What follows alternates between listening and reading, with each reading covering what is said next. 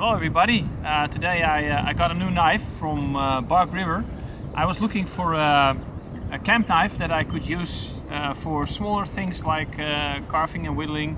So let's unpack this because it's brand new and let's see what is inside. Okay, so I got this in, so let's see what's inside. I think some sort of a bill thing. Let's unwrap this. Yeah, okay, so the invoice, something they put in. The sheath, it's closed, so we have to open that up. Let's do that. Alright, nice leather sheath. It's got a belt loop, feels nice and tight. Belt loop, yeah.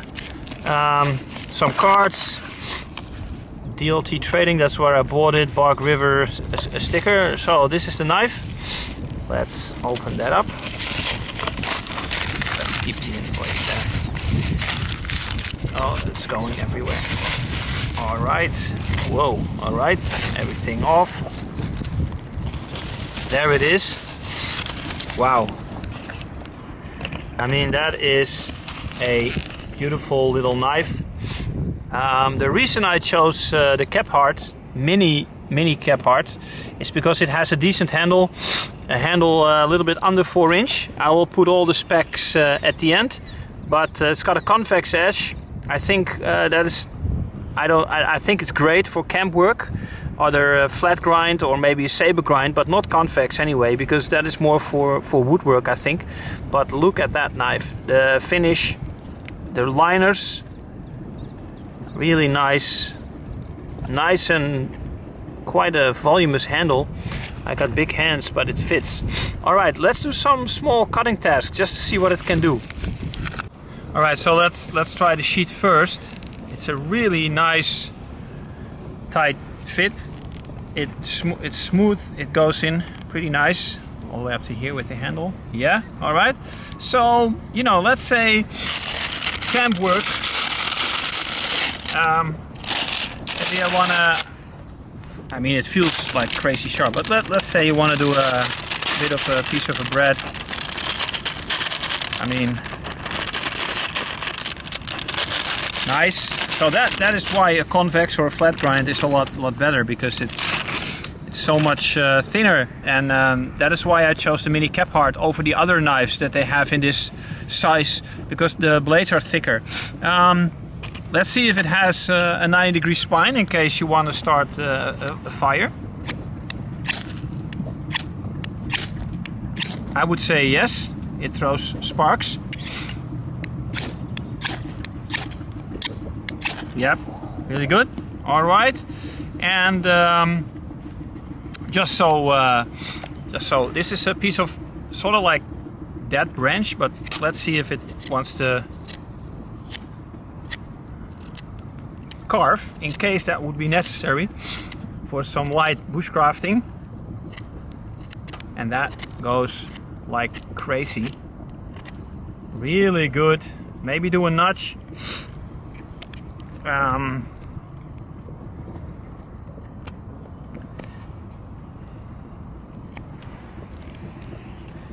Alright, the wood is soaking. I can feel it while cutting, but it cuts, convex, really nice. And there you go. I mean, yeah, you get the point. Eventually you'll get your number 7 cut or what have you, what need you. Yeah, nice little whittling knife, I think. Well, I'm gonna do a few more tests, cut some more food, maybe do a little light, super light batoning like kindling, and see what it does. All right. We're outside. I apologize for the music in the background because there's a festival going on in the Olympic Stadium where we are very close by, but I want to do some cutting tasks with the Bark River. My little new, I think, best camp knife ever. Alright, so let's start some cutting, and maybe it's also nice to compare it a little bit with my other favorite camp knife, which was the Mora Classic. Here side by side you can see that they are very similar in length, and the thickness, this is 2.3 and this is 2.5 millimeters, so very similar in thickness as well. But of course a Scandi grind that I think is more suited for woodwork, and this is a convex, which is I think more all-round. So let's do some cutting and see what it can do. So let's start with the potato, and let's just say that you wanna, I don't know, wanna cut some slices. Look at that. Oh man, that is like very easy. And I mean, the Scandi can do it, but it takes more effort. You need to push it through because it splits, and you have to find the angle as well because it wants to go outside.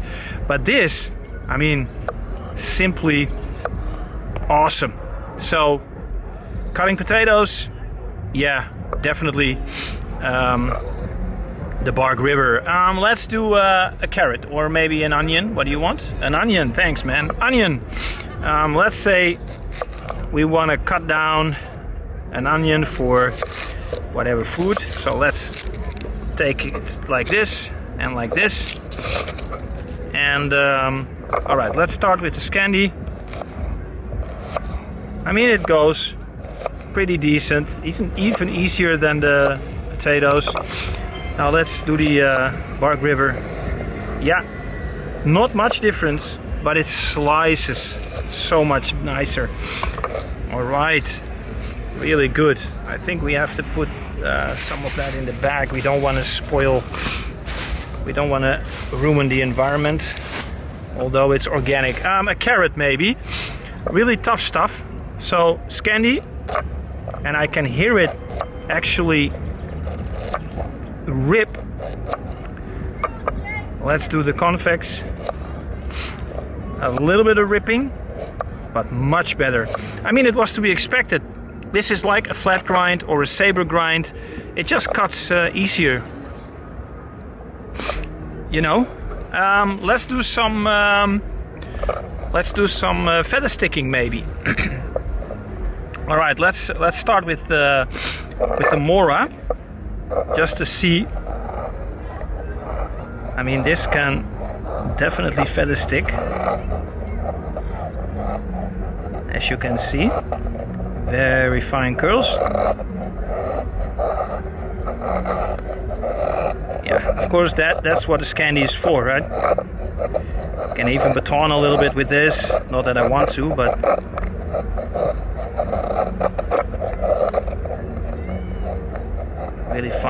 really fine curls. Look at that. Yeah. All right. Let's do the convex. Let's do it here. Fair enough. A new. Oh, finding the angle a little bit. It wants to dig in a little bit better. It's looking for the angle. That is the problem. Let's go here.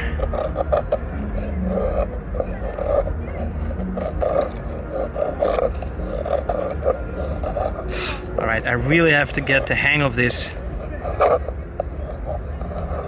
I really have to practice a little bit more.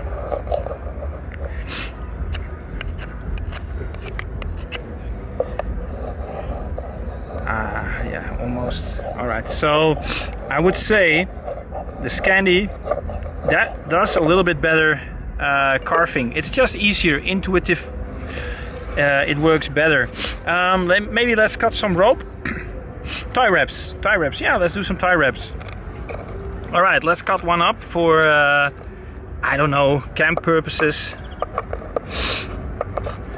All right, Scandi. Easy.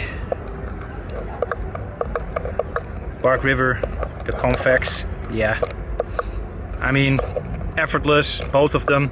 All right, this is some 55 paracord with the Bark River. Yeah, very easy. Let's take my other knife. It does it pretty much the same. I mean, this convex is really sharp, really cuts like crazy. Do I have some other rope, some thicker rope? Yeah. Here, let's try this one. Scandi. Yeah, all right. Laminated steel, classic #1. And this one, yeah, very smooth. I would say it cuts a little bit better, maybe because it's very sharp out of the box as well.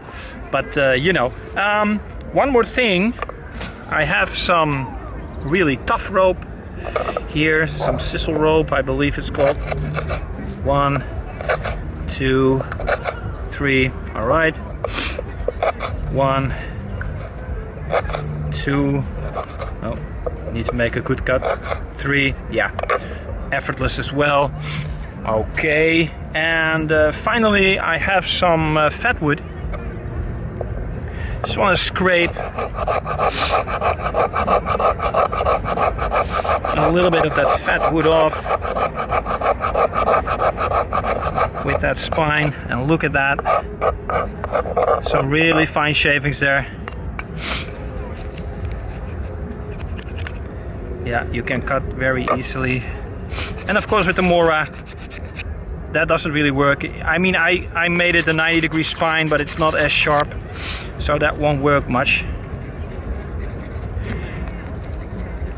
But you can see that with the Scandi, it's a little bit easier to find the angle. All right, the only thing I have left is actually do a little bit of batoning, because what was his name? I forgot his name. Stuart something. I think the owner or designer or whatever from Bark River actually sold this knife as a little camp knife that can do bushcrafting and even some light batoning when we talk about kindling. So let's give that a try. Okay, so let's try to baton this kindling.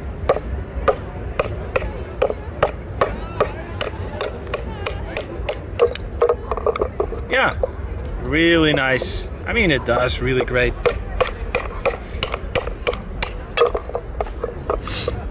Yep, very smooth, and a little bit more feather sticking. Look at that. So once you get the angle, you can really get some fine curls there, as you can see. Wow. All right, so let's go to the conclusion. You know, there are a few knives that get it right, and some knives that, you know, they maybe have another purpose. So let's just go over them. If you want a really good bushcraft knife, you can have something like a Lars Veld knife, which is 4 millimeters thick at least. And you can do a lot of bushcrafting with that, with a decent handle, decent blade, enough length to be able to baton with it and stuff like that. Now, 99% of the people, when they go out and camping, hiking and little bushcrafting, they do little more than maybe a little bit of whittling and food prepping and stuff like that. And that's why the Mora Companion is so great, because it is a relatively thin blade. It has a Scandi grind, so the woodwork goes well, the food prepping goes reasonable, and you know, for those people into bushcrafting, this is an ideal knife because it does 95% of all the tasks really well. And that has, I think, everything to do with the thickness of the blade. But the Scandi grind isn't ideal for food prepping. Now, my favorite knife is the classic Mora 1 with a laminated steel. I added some leather to the handle, but you can see that it has about a similar blade length as the Bark River Kephart here. Now again, it's a Scandi grind, and as we've seen, that a Scandi grind can do a lot of things, but slicing is not, food prepping is not a strong point. But carving, on the other hand, is pretty comfortable with a Scandi. And these blades were almost equally thick, but look at the Bark River there. You have a lot going for it. It has a really decent handle. It has a little bit shorter of 4-inch blade, which is ideal for around the camp stuff. If it gets longer, you get into the bushcraft length. If it gets thicker, you get into the bushcraft survival thickness. So you need to stay away from that if this is your camp knife, assuming that you already have a bushcraft knife, perhaps. So I'm not replacing my bushcraft knife. I want something for that other stuff that I do. And obviously an Opinel number 9, I mean, it's a great food prepper, but of course when you start doing bushcraft a little bit, this blade is too fragile, and of course the locking mechanism isn't, you know, at least not suited for batoning and all that stuff. This is more like a camping, hiking knife. And this, I think, leans more towards bushcraft as well. It's a really well all-rounded blade. And then I think a knife that doesn't get it right is the Mini Condor Bushlore, for instance. The problem with this is, for bushcrafting, the handle is too small. You end up feeling very fatigued. And the blade is really good at carving, but not much else, because it has a reasonable thick stock. And so you end up saying that it's either too short to be comfortable for any other tasks, it's too thick to be food prepper, and it's too small to be a bushcrafter, so you end up not using it a lot. I would say for a camp knife, this is awesome. It has CPM 3V. That is why I picked the Kephart and not any of the other models. The Mini Aurora, the Trout and Fish blade. I mean, they're all in that same category, but either they are heavier or they have a thicker blade, which is, again, leaning more towards the bushcraft, which I don't want. I want it away from that. And either the blade was a little bit too long. This one was just right. The Mini Kephart, in my opinion, just nails everything. It checks all the boxes. And for me, I think this is going to be one of my favorite camp knives all around. I hope it helped. If you're looking to buy one of these Kephart knives from Bark River, it is really nice. It is a little bit expensive though. I would have preferred to have it in with a wooden handle, but this one was 200 euros to start with, and then 40 euros transport costs to get it from the US, and then I had to pay about $80 worth of taxes just to get it to be delivered. So all in all, this was way too expensive for me, but I would have loved to have this one in ironwood or some other decent wood material. But maybe in the US, for instance, you can get it cheaper without all the transport and tax money. Definitely a recommendation. I hope you enjoyed it, and see you next time.